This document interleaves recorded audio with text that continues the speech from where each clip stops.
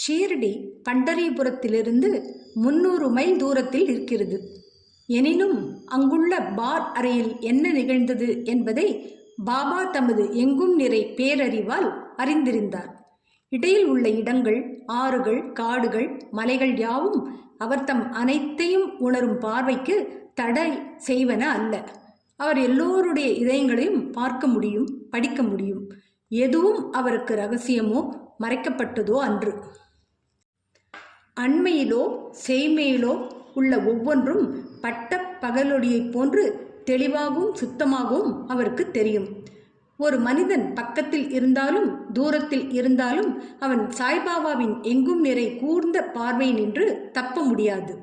இதிலிருந்து மற்றவர்களை பற்றி தூஷணையாக பேசக்கூடாது என்றும் தேவையில்லாமல் மற்றவரை குறை கூறக்கூடாது என்றும் வக்கீல் அறிந்து கொண்டார்.